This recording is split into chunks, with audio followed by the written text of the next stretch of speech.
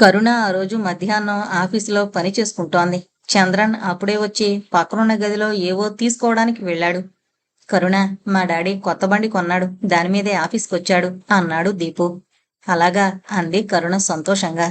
చూద్దాం, వస్తావా అన్నాడు. వద్దులే, డాడీ ఏమన్నా అంటారేమో అంది కరుణ. దీపు తల ఊపి ఊరుకున్నాడు, కానీ సమయం కోసం వేచున్నాడు. సాయంత్రం 4 గంటల సమయంలో చంద్రన్ ఇంటికి వెళ్ళొస్తానని, ఆఫీసు జాగ్రత్తగా చూసుకోమని పురమాయించి వెళ్ళాడు. తండ్రిని వెళ్ళనిచ్చి దీపు లేచి రా చూద్దాం అని కరుణని పిలిచాడు. ఎక్కడికో వెళ్లిన సుందర్ అప్పుడే ఆఫీసులోకి అడుగు పెట్టాడు. అతనికి ఆఫీస్ అప్పచెప్పి ఇద్దరూ కిందకొచ్చారు.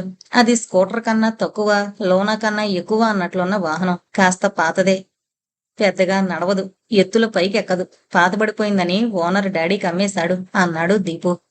మరి ఎందుకు తీసుకున్నట్టు అడిగింది కరుణ. బండుంటే ఆఫీస్ వాళ్ళు పెట్రోల్కి డబ్బిస్తారు, బండి కొనడానికి కూడా డబ్బు సాయం చేశారు అన్నాడు దీపు. దాన్ని చూసి ఇద్దరూ మహదానందపడ్డారు. దీపు స్టాండ్ తీసి స్టార్ట్ చేశాడు. వద్దు, వారించింది కరుణ. నాకొచ్చు, నడపగలను అన్నాడు దీపు. అండమే కాకుండా దాని మీదకి ఎగిరి కూర్చుని ముందుకు నడిపించాడు. కరుణ నిర్ఘాంతపోయి చూస్తుండగానే దాన్ని తీసుకుని అందాకా వెళ్ళొచ్చాడు. నిన్ను కూడా ఎక్కించుకుని నడిపిస్తారా అన్నాడు దీపు. వద్దు, నాకు భయం అంది కరుణ. భయపడితే ఏం చేయలేవు, ఏం కాదు, ఎక్కు అన్నాడు దీపు. కరుణ భయపడుతూనే ఎక్కింది. అంతకుముందు ఎప్పుడూ స్కూటర్ మీద కూర్చోలేదు. బస్సు తప్ప ఏ వాహనమూ తెలీదు. పడిపోతానేమోనని చాలా భయం వేసింది. దీపును వెనకున్న హ్యాండిల్ లాంటి దాన్ని గట్టిగా పట్టుకుంది. దాని మీద వెళుతుంటే భయం, ఉత్సాహం, ఆసక్తి కలిగాయి కరుణకి. వీధి చివరి వరకు వెళ్లి వెనక్కొచ్చారు. కరుణ దిగాక దీపు ఇంకో ట్రిప్పు తిరిగాడు. నా ముందు కూర్చో, నీకు బండి నేర్పిస్తాను అన్నాడు. కరుణకు పై ప్రాణాలు పైనే పోయాయి. తనకి వెనక కూర్చోవడమే రాదంటే బండి నడపాలా? కరుణ మొహంలో బెదురు చూసి విరగబడి నవ్వాడు దీపు. ఏం కాదు, ఎక్కు అన్నాడు. కరుణ భయపడుతూనే నిల్చుంది. దీపు బండి దిగాడు. ఇదిగో, ఇది తొక్కి ఇలా స్టార్ట్ చేయాలి అని స్టార్ట్ చేయడం ఎలాగో చెప్పాడు. ఇదిగో హ్యాండిల్, దీన్ని ముందుకు తిప్పితే స్పీడు తగ్గుతుంది, వెనక్కంటే స్పీడు పెరుగుతుంది. దీనికి గేర్లుండవు, తేలిగ్గా నడపొచ్చు అన్నాడు. కరుణకు కూడా ఉత్సాహం కలిగింది. సరే, ట్రై చేస్తాను అంది. స్టార్ట్ చేసి ఎక్కింది. దీపు వెనకే కూర్చున్నాడు. కరుణ నడపడానికి ప్రయత్నించింది. దీపు చెప్పినట్లే తిప్పుతోంది. ఆ వీధిలో ట్రాఫిక్ ఉండదు. 2 సార్లు అటు ఇటు తిరిగాక తను బండి నడపగలనని కరుణకి నమ్మకం కలిగింది. ఆ తర్వాత మరొక మారు అటు ఇటు తిరిగి బండి నాపి యథాస్థానంలో ఉంచారు. బండి నడుపుతుంటే చాలా ఆనందంగా, తమాషాగా అనిపించింది కరుణకి. తనేనా ఆ బండిని నడుపుతోంది? తమ కాలనీలో కూడా స్కూటర్ మీద వెళ్లే ఆడవాళ్లున్నారు గాని తన పరిస్థితికి తను స్కూటర్ నేర్చుకోవడం అసంభవమే అనుకుంది ఎన్నాళ్ళు. తనకి బండి నేర్పుతున్న దీపును చూస్తే గురుభావం కూడా కలిగింది. ఇవాళ్టికిది చాలు, రేపు చాలాసేపు నడుపుదాం, రోజు ప్రాక్టీస్ చేస్తే బాగా వచ్చేస్తుంది అన్నాడు దీపు. ఇద్దరూ ఆఫీసులోకొచ్చి కూర్చున్నారు. ఆ తర్వాత రోజు చంద్రన్కి తెలియకుండా ఆ బండిని నడిపేవాళ్ళిద్దరూ. వారం రోజుల్లో కరుణకి దాన్ని తేలిగ్గా నడిపేయడం వచ్చేసింది. తల నూనెకి బాగా గిరాకీ ఏర్పడుతోంది. సుందర్, దీపు ఇద్దరూ రోజు వెళ్లి డెలివరీ చేసి వస్తున్నారు. ప్యాకింగ్ లో కరుణ కూడా సాయం చేస్తోంది. చాలా దూరాలకు కూడా సైకిల్ మీద వెళ్లి రావాలి. దీపు బాధని తండ్రి పట్టించుకోడు. ఎర్రటి ఎండలో తిన్నా తినకపోయినా దీపు సైకిల్ తీసుకుని బయలుదేరితే కరుణ గుండె ద్రవించిపోతుంది. సాయంత్రం ఇస్తానని చెప్పు అంది.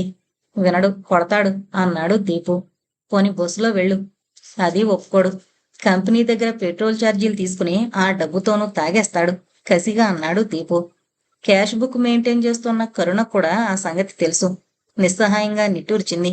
దీపును చూసి కన్నీరాగలేదు. పాపం, చదువుకోవలసిన పిల్లాడు. సొంత తండ్రి ఇలా చేస్తే ఎవరు మాత్రం ఏం చేయగలరు? కొన్ని రోజులు గడిచాయి. దీపు, కరుణ అలాగే లెక్కలు, ఇంగ్లీషు నేర్చుకుంటూనే ఉన్నారు. వీలైనప్పుడల్లా కలిసి తింటారు. ఆ రోజుకిక రాడేమో అంటే తప్ప కరుణ దీపు కోసం ఎంతసేపైనా వేచి ఉంటుంది. అతను పొద్దున్న ఆఫీస్కొచ్చి ఎటన్నా వెళ్లాల్సొస్తే మళ్లీ ఇటు రాడని తెలిస్తే ఒక బాక్సు అతని కోసం విడిగా తెస్తుంది. ఇద్దరి మధ్య విడదీయరాని బంధం ఏర్పడిపోయింది. తన అన్న హరి మీద కన్నా తనకు దీపు మీదనే ఎక్కువ ప్రేమని కరుణ గ్రహించింది.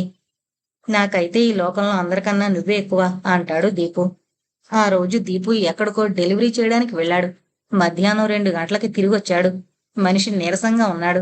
కరుణ లంచ్ చేయకుండా అతని కోసం చూస్తోంది. వచ్చావా? నీ కోసం చూస్తున్నాను, రా లంచ్ చేద్దాం అంది కరుణ. దీపు నీరసంగా చూస్తూ పక్క గదిలోకి వెళ్ళాడు. చేతులు కడుకుని వస్తాడేమోనని ఎదురు చూస్తోంది కరుణ.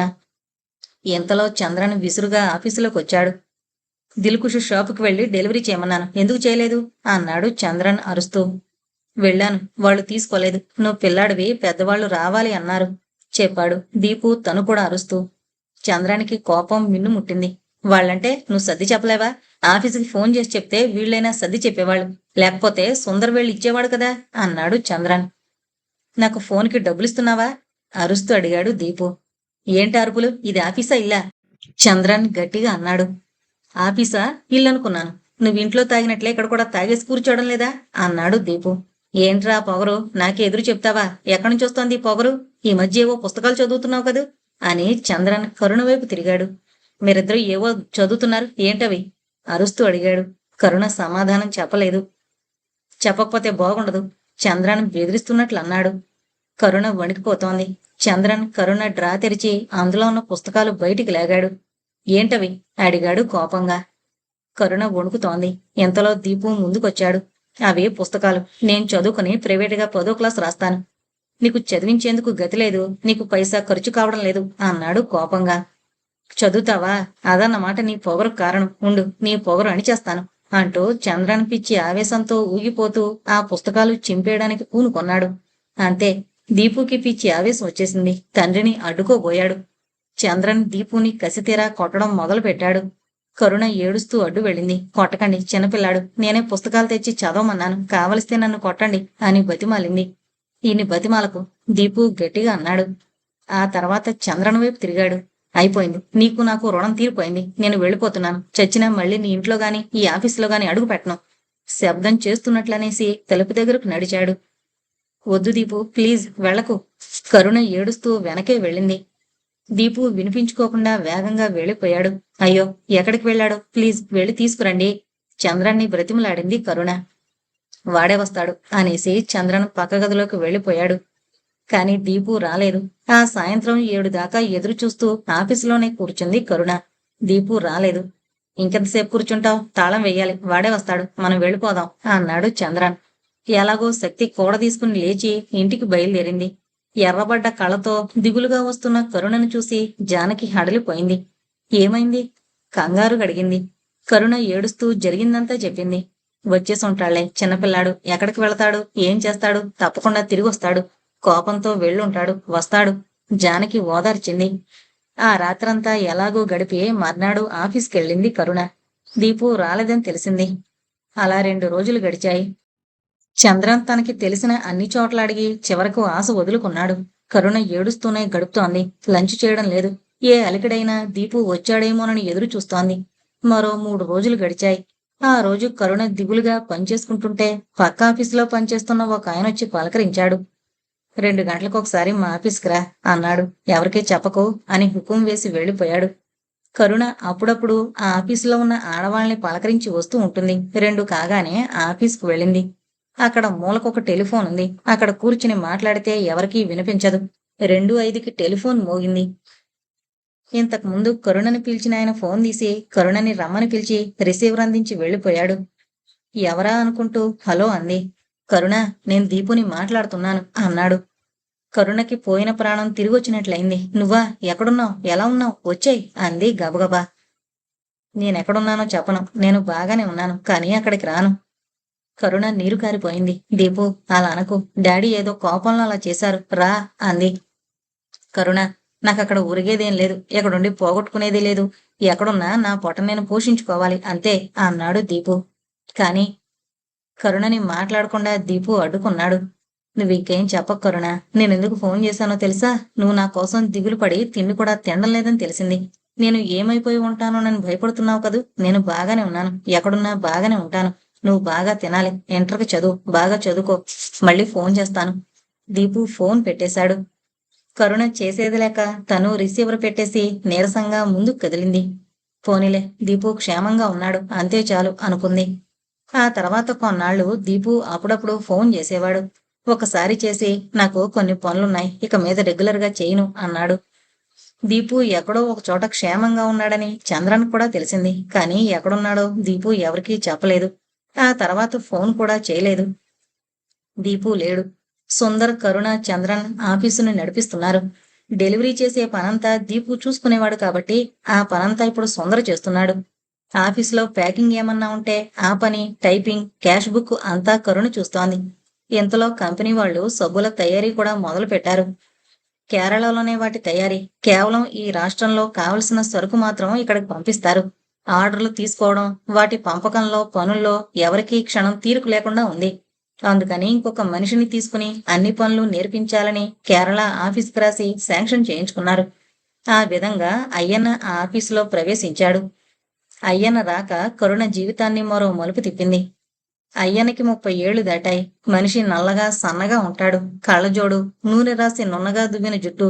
పేదరికంలో ఉన్న ధైర్యం కోల్పోకుండా ఎప్పటికైనా ఏదో సాధిస్తామన్న ధీమాలో మనిషి ఆకర్షణీయంగా ఉంటాడు. పెదవుల మీద చెరగని నవ్వు అదనపు ఆకర్షణ. అతను అంతకుముందు ఒక గవర్నమెంట్ ఆఫీసులో తాత్కాలిక ఉద్యోగిగా చేసొచ్చాడు.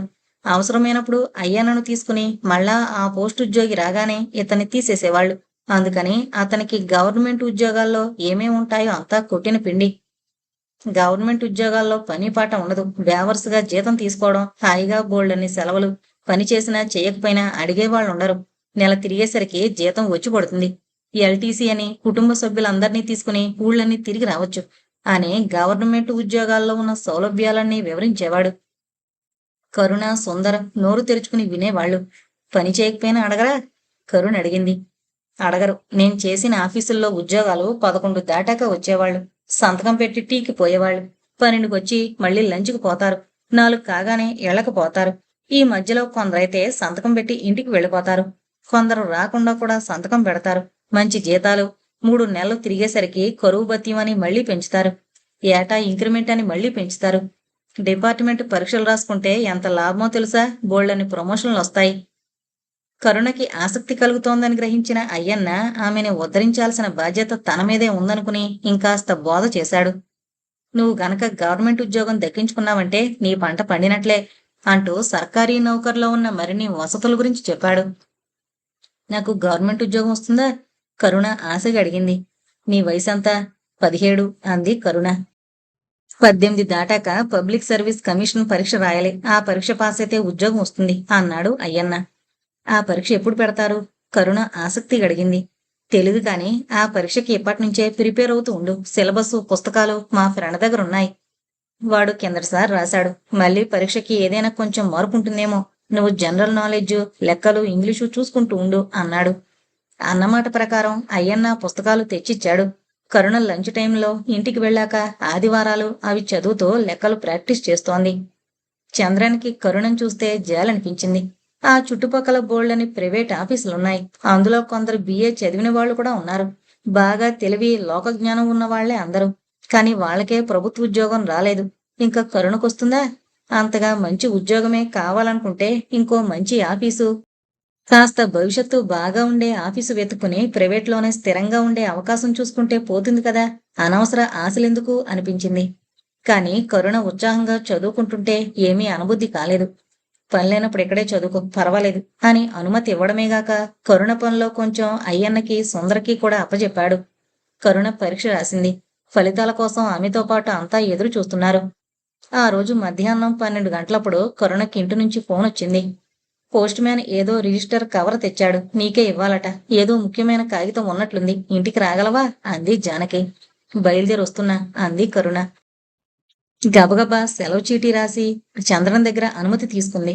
అది పోస్టింగ్ ఆర్డర్ అయి ఉంటుంది అన్నాడు అయ్యన్న. ఉత్తకంటగా ఎప్పుడెప్పుడు కవర్ తీసుకుందామా అని ఇంటికి వెళ్ళింది కరుణ. కరుణ కోసం ఎదురు చూస్తోంది జానకి. పోస్ట్ మ్యాన్ ఇంకా రాలేదని, ఉత్తరాలు బట్వాడా కాగానే వస్తాడని చెప్పింది. పోస్ట్ మ్యాన్ రాగానే ఎదురు వెళ్ళింది. అతను సంచిలోంచి కవరు బయటకు తీశాడు. కరుణ సంతకం పెట్టి కవర్ తీసుకుంది. వణుకుతున్న చేతులతో కవర్ చించి లోపలున్న కాగితం తీసింది. అది పోస్టింగ్ ఆర్డరే.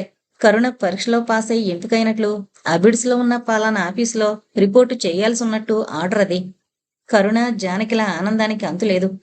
ఇంట్లో అన్ని దేవుడి పటాలకు దండం పెట్టుకున్నారు. కోదండరామయ్యకు ఫోన్ చేసి చెప్పారు.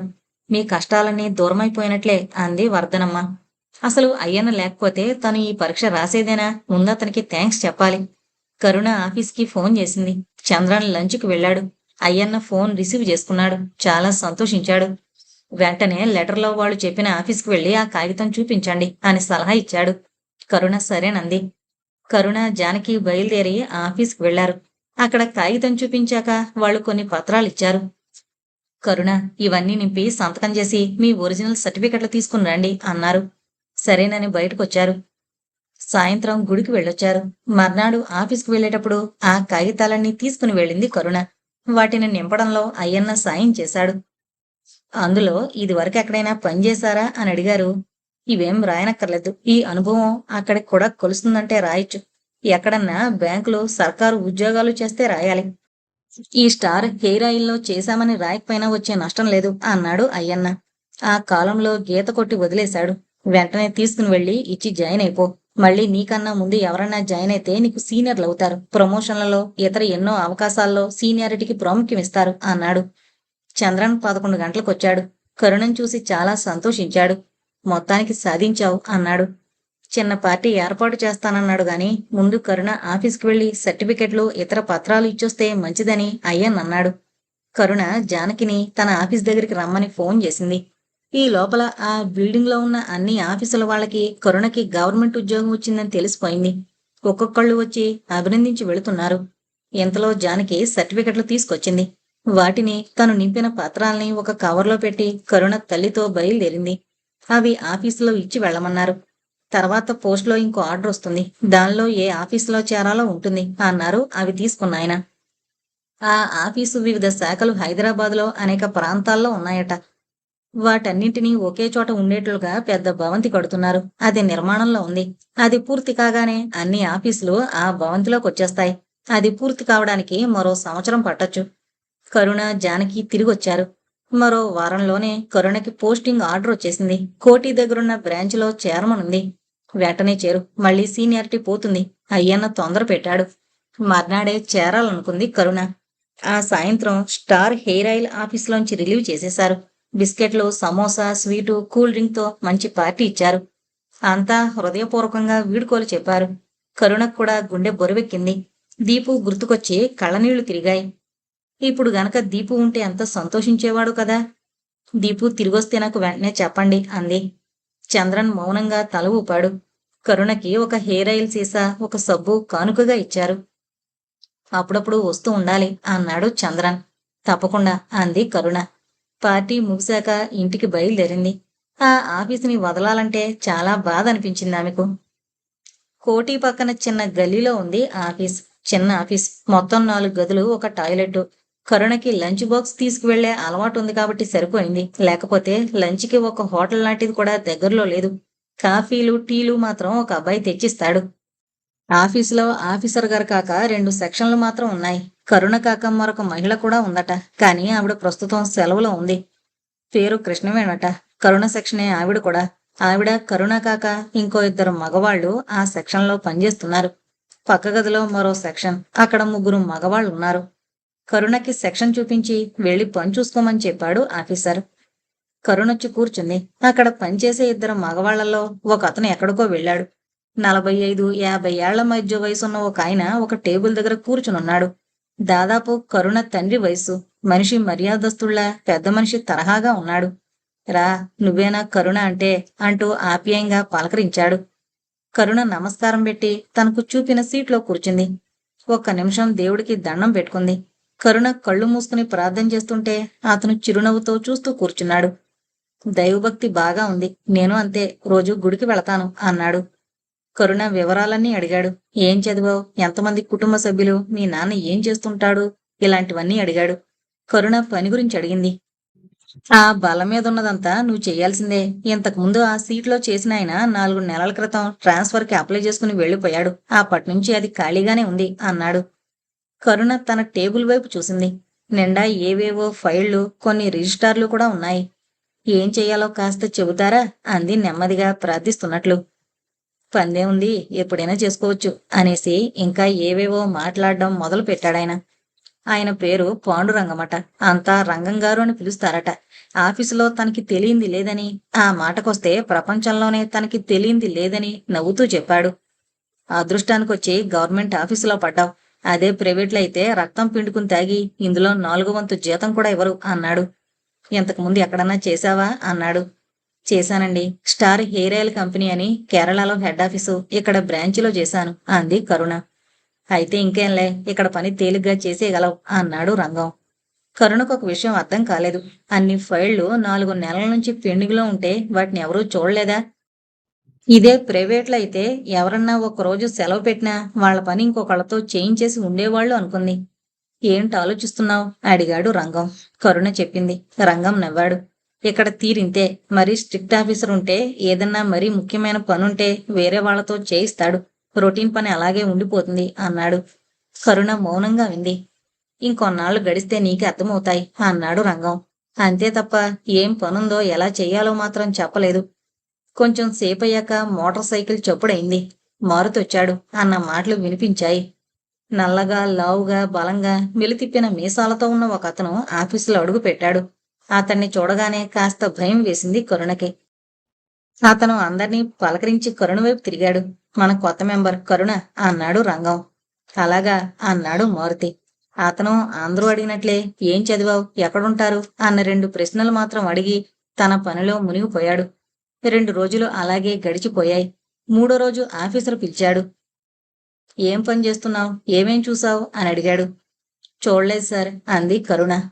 భయంతో పై ప్రాణాలు పైనే పోయాయి. ఎందుకు చూడలేదు అన్నారాయన. రంగం సార్ని అడిగాను, ఆయన తర్వాత చూద్దూలే అన్నారు. మారుతి గారిని అడగలేదు. ఏం చెయ్యాలో ఎలా చెయ్యాలో తెలిస్తే చేసేస్తాను సార్ అంది కరుణ. రేపు కృష్ణవేణి గారు వస్తారు, ఆవిడని అడిగి పనంతా తెలుసుకో అన్నారాయన. కరుణ తల ఊపి బయటకొచ్చింది. మర్నాడు కృష్ణవేణి ఎప్పుడొస్తుందా అన్నట్లు ఎదురు చూసింది.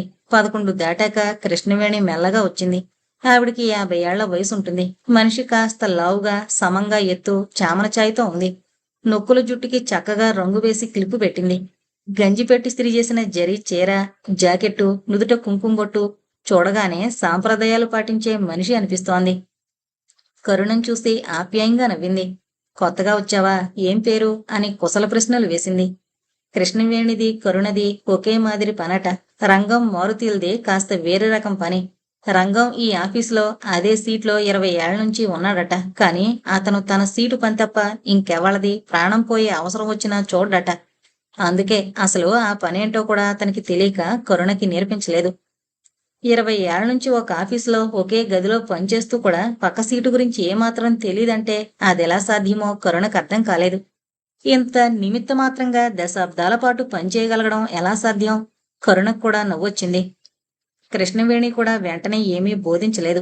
చాలా రోజుల తర్వాత సెలవు నుంచి వచ్చింది కాబట్టి అందర్నీ పేరు పేరున పలకరించి తన విశేషాలు చెప్పి వాళ్ళ విశేషాలడిగి చివరికి నోరు కాళ్ళు నొప్పి పుట్టాక తన సీటుకి తిరిగొచ్చింది. మధ్యాహ్నం లంచ్ తర్వాత తీరిగ్గా కాసేపు కూర్చుని ఆ తర్వాత కరుణకి పని గురించి బోధించింది.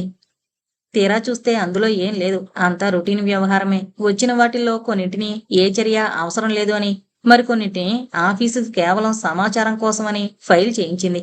కొన్నింటి మీద మాత్రం ఉత్తరాలు రాసి ఆఫీసర్కి పంపించాలి. అలాంటివి ఈ 4 నెలల పెండింగ్ పనిలో 6 కన్నా ఎక్కువ లేవు. కరుణ చకచకా చేసేసింది. అన్నీ సర్దేసి టేబుల్ శుభ్రంగా ఉంచింది. బాగానే చేస్తున్నావు, కానీ టేబుల్ అంత శుభ్రంగా ఉంచుకోకు అంది కృష్ణవేణి. అదేంటి అంది కరుణ. అవును, నీ టేబుల్ మీద ఫైల్స్ లేకపోయినా నువ్వు పనంతా పూర్తి చేసి ఖాళీగా ఉన్నావని వేరే వాళ్లకు తెలిసేట్లు చేసిన ప్రమాదం అంది కృష్ణవేణి. ఏం ప్రమాదం అంది కరుణ ఆశ్చర్యపోతూ. పనంతా పూర్తి చేస్తే ఎవరైనా మెచ్చుకుంటారు గాని ప్రమాదంలో ఎందుకు పడేస్తారు? కరుణ సందేహం చూసి కృష్ణవేణి నవ్వేసింది. ఇక్కడ నువ్వు పని తొందరగా పూర్తి చేశావని ఎవరూ మెచ్చుకోరు. పైగా నువ్వు ఖాళీగా ఉన్నావని తెలిస్తే వాళ్ల పని కూడా నీ చేత చేయిస్తారు అంది. ఆ? కరుణ ఆశ్చర్యపోయింది. అవును, కబుర్లు చెప్పుకుంటూ కూర్చుంటారు. బయట పనులు చూసుకునొస్తారు. ఎవళ్ళకి పొట్టుమని గంట పని కూడా ఉండదు. కానీ ఆఫీస్ పని అనేసరికి ఎక్కడలేని బద్ధకు వస్తుంది. దాన్ని పెండింగ్ లో పెడతారు. ఎవళ్ళన్నా అమాయకులు దొరికితే వాళ్లతో చేయిస్తారు అంది కరుణ. అంది కృష్ణవేణి. కరుణ కళ్ళు పెద్దవి చేసుకుని వింటుంటే కృష్ణవేణికి చాలా ఉత్సాహం పుట్టుకొచ్చింది. అందుకే ఎప్పటి పని అప్పుడు పూర్తి చేసేయడం అని పెట్టుకోకు. ఒకవేళ పూర్తి చేసినా 2-3 ఫైళ్లు టేబుల్ మీదే ఉంచు. ఎవరన్నా అడిగినా, ఆఫీసర్ అడిగినా ఆ 2 ఇంకా ఉన్నాయనే చెప్పాలి అంది కృష్ణవేణి. ఆఫీసర్ అడిగినా కూడానా? అవును, ఆయనకి ఎవరు పని చేస్తున్నారు, ఎవరు చేయడం లేదు అన్నవి అనవసరం. పని పూర్తి కావడం కావాలి. అందువల్ల ఎవరు ఖాళీగా ఉంటే వాళ్లతో చేయించేద్దామని చూస్తాడు. ఆఫీస్ పని పెండింగ్లో పడిపోతుంది కదా. వీలైతే మనం చేస్తే తప్పేముంది అంది కరుణ. నీ ఆలోచన మంచిదే. ఎవరికన్నా జబ్బు చేసో ఏదన్నా అవసరం పడో పని చేయకపోతే వాళ్ళది చెయ్యొచ్చు. కానీ తిని కూర్చుని పని చేయకుండా వేరే వాళ్ళతో చేయించుకుందాం అనే వాళ్ళ పని చేస్తే నువ్వు సోమరపోతుల్ని పెంచి పోషించినట్లే అంది కృష్ణవేణి. ఇంతకుముందు ఇద్దరు అమ్మాయిలు ఈ ఆఫీసులో చేరి కొన్ని నెలల క్రితం ట్రాన్స్ఫర్ అయి వెళ్లిపోయారు. వాళ్ళు కొత్తగా చేరినా అప్పటికి అన్నీ గ్రహించేసున్నారు కాబట్టి ఎవరినీ లెక్క చేసేవాళ్లు కాదు. కొత్తగా చేరుతున్న ఈ తరం అమ్మాయిలకి పెద్దలంటే గౌరవం లేదని సీనియర్లను లెక్క చేయరని అనుకునేవాళ్లు. కరుణ అమాయకంగా వాళ్ళకి విరుద్ధంగా కనబడేసరికి కృష్ణవేణికి జాలి ఆప్యాయత కలిగాయి. అంతే, ఈ ప్రపంచంలో ఇదే న్యాయం అంది. మారుతిని చూస్తే కరుణకి భయంగా ఉంది గాని కృష్ణవేణి మాత్రం అతనితో చాలా బాగా మాట్లాడుతుండేది. మారుతికి ఆలస్యంగా పెళ్ళయిందని ఒక కొడుకు కూడా ఉన్నాడని తెలిసింది. వాడికి ఏడాది వయసట. భార్య ఉద్యోగం చేయదు. మారుతి ఆమెను పూల్లో పెట్టి చూసుకుంటాడట.